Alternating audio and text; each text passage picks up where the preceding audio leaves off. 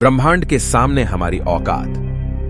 दोस्तों, आज हम जानने वाले हैं कि ब्रह्मांड के सामने हम इंसान क्या है हम इंसानों की ब्रह्मांड के सामने हैसियत। इस वीडियो को देखने के बाद आपका घमंड चूर चूर हो जाएगा जब आप जानोगे कि ब्रह्मांड कितना बड़ा है और इतने बड़े ब्रह्मांड में हम कहां एग्जिस्ट करते हैं, या फिर हमारा अस्तित्व इसके सामने कुछ मायने रखता भी है या नहीं। जानने के लिए वीडियो को पूरा जरूर देखें। दोस्तों, आपको जानकर हैरानी होगी कि हमारी धरती पर रहने वाले लोगों की संख्या यानी पूरी धरती की पॉपुलेशन लगभग 8 अरब तक पहुंच चुकी है। लेकिन धरती पर मौजूद ये सभी 8 अरब लोग लॉस एंजलिस जितनी जगह में समा सकते हैं। लॉस एंजलिस लगभग 1300 किलोमीटर के एरिया में फैला हुआ है। अगर हम बात करें हमारी धरती की, तो पूरी धरती लॉस एंजलिस से काफी ज्यादा बड़ी है। हमारी धरती का व्यास यानी धरती की मोटाई लगभग 13,000 किलोमीटर है। वहीं पर चांद का व्यास 3,500 किलोमीटर है। चांद इतना बड़ा है कि इसके अंदर 1 लाख हिमालय जैसे पहाड़ समा सकते हैं। और हमारी धरती इतनी बड़ी है कि धरती के अंदर चांद जैसे लगभग 50 उपग्रह समा सकते हैं। तो आप समझ गए होंगे कि धरती कितनी बड़ी है। तो दोस्तों, जरा एक बार सोच कर देखिए, धरती के सामने हम कहां टिकते हैं। चांद धरती से 3,84,000 किलोमीटर की दूरी पर मौजूद है। इस दूरी के अंदर सोलर सिस्टम के सभी 8 ग्रह समा सकते हैं। अगर हम अपने सूरज की बात करें तो हमारा सूर्य धरती से 15 करोड़ किलोमीटर की दूरी पर मौजूद है। हमारे सूरज का व्यास लगभग 14 लाख किलोमीटर है।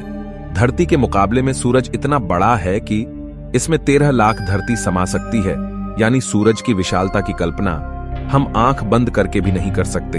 तो आप सोच लीजिए, हम इंसान सूरज की विशालता के सामने क्या औकात रखते हैं। न सिर्फ इंसान, बल्कि सूरज की विशालता के सामने धरती और चांद की भी कोई हैसियत नहीं दिखाई देती।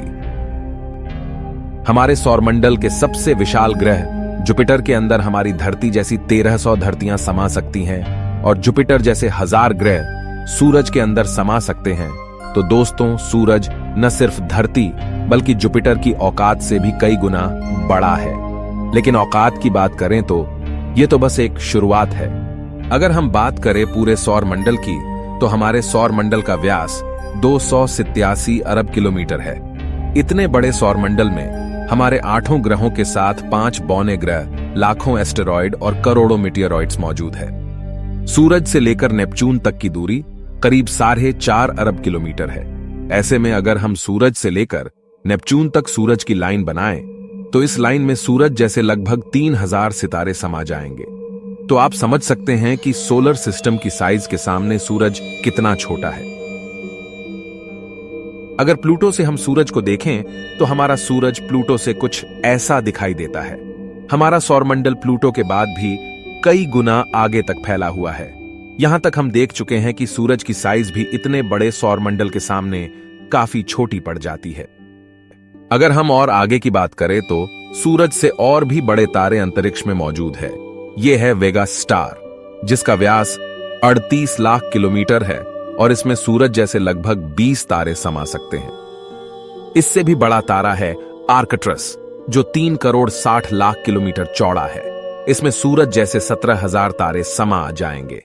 और इसके और आगे चलने पर ब्रह्मांड में एक और तारा है, रीगेल, जिसका व्यास 11 करोड़ किलोमीटर है।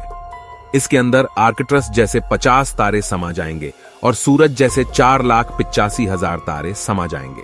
अब हम देख पा रहे हैं कि सूरज भी यहां आकर कितना छोटा पड़ रहा है। चलिए और आगे चलते हैं। ये है बीटलजूस, जिसका व्यास 1 अरब 23 करोड़ किलोमीटर है। इसमें रीगेल जैसे लगभग 1400 तारे समा सकते हैं और सूरज जैसे लगभग 67 करोड़ तारे समा सकते हैं। अब आप सोच लीजिए, यहां आकर सूरज भी एक रेत के कण के बराबर लग रहा है। इसके आगे हम मिलते हैं वीवाई कैनिस मेजोरिस से, जिसका व्यास 2 अरब किलोमीटर है, और इससे भी बड़ा तारा है यूवाई स्कूटी, जिसका व्यास लगभग 2 अरब 40 लाख किलोमीटर है। और अब तक का झांक सबसे बड़ा तारा है स्टीफनसन 218, जिसका फैलाव 3 अरब किलोमीटर के बराबर है।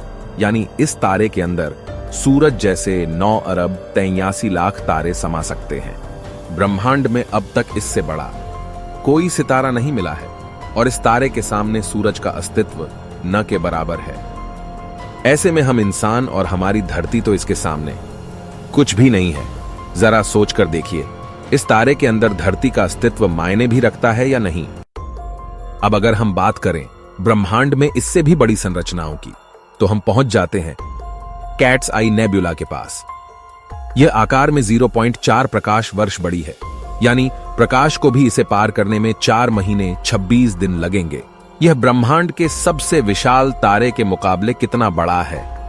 इस नेबुला के अंदर स्टीफनसन जैसे लगभग 3000 तारे समा जाएंगे, और इससे भी बड़ा हेलिक्स नेबुला है जिसका व्यास 5 प्रकाश वर्ष है, यानी प्रकाश को इसे पार करने में 5 साल लगेंगे। और इसमें स्टीफनसन जैसे 15,000 तारे रखे जा सकते हैं। इससे भी आगे है ओरियन नेबुला, जो 24 प्रकाश वर्ष चौड़ा है, और इससे आगे हमें मिलता है ओमेगा सेंटोरी कंस्टेलेशन, जिसका व्यास 150 प्रकाश वर्ष है। और अब तक जिन विशालकाय संरचनाओं को हमने देखा है, उन सबको अपने अंदर समाने वाली, इन सबसे करोड़ों गुना विशाल ये है हमारी आकाशगंगा मिल्की वे, यानी मंदाकिनी आकाशगंगा, जो कि 1 लाख प्रकाश वर्ष के व्यास में फैली हुई है। यानी यह इतनी बड़ी है कि इसे पार करने में प्रकाश को भी 1 लाख साल लग जाएंगे। और आपको बता दें कि प्रकाश की गति 3 लाख किलोमीटर पर सेकंड है।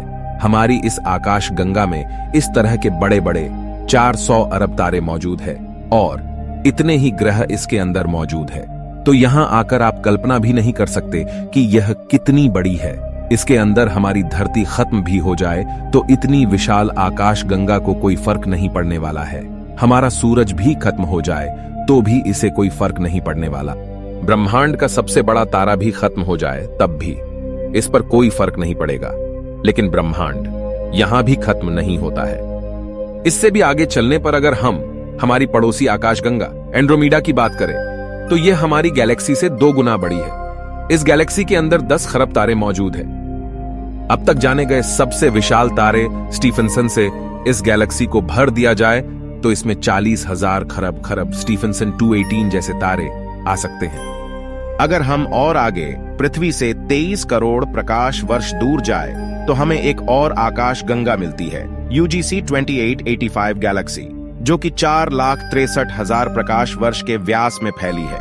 यह हमारी गैलेक्सी से 4 गुना बड़ी है और इसमें 50 खरब तारे मौजूद हो सकते हैं। पृथ्वी से 100 करोड़ प्रकाश वर्ष दूर इससे भी और भयानक और बड़ी गैलेक्सी है, IC1101 गैलेक्सी, जो कि 40 लाख प्रकाश वर्ष के व्यास में फैली हुई है और इसमें 1000 खरब तारे रहते हैं।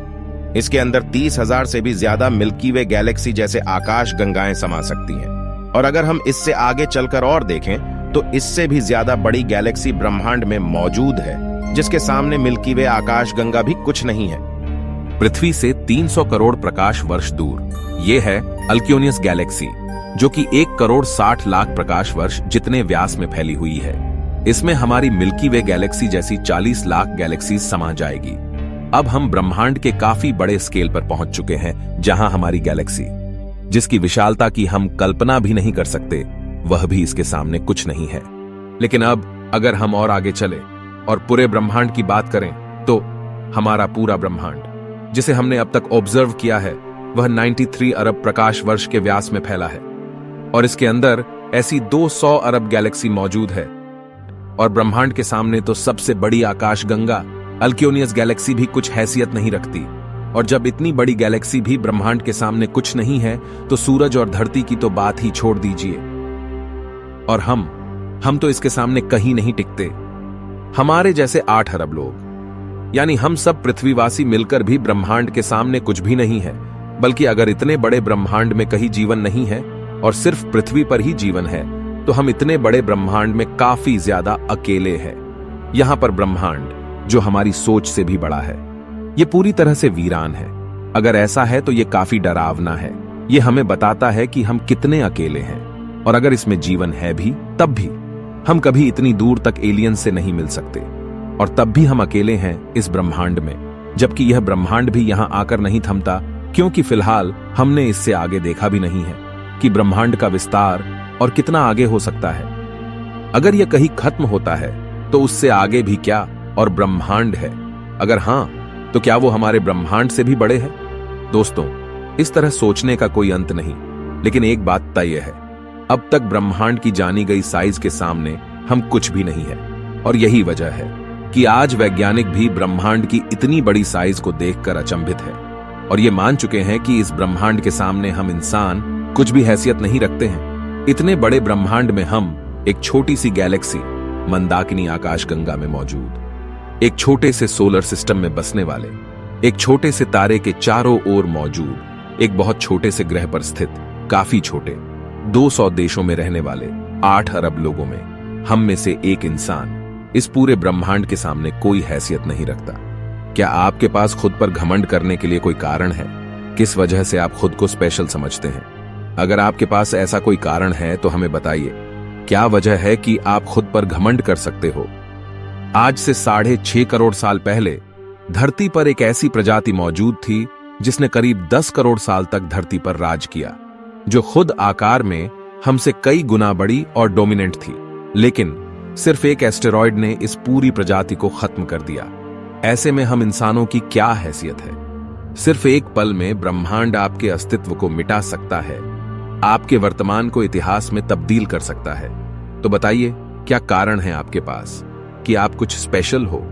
कमेंट में जरूर बताएं।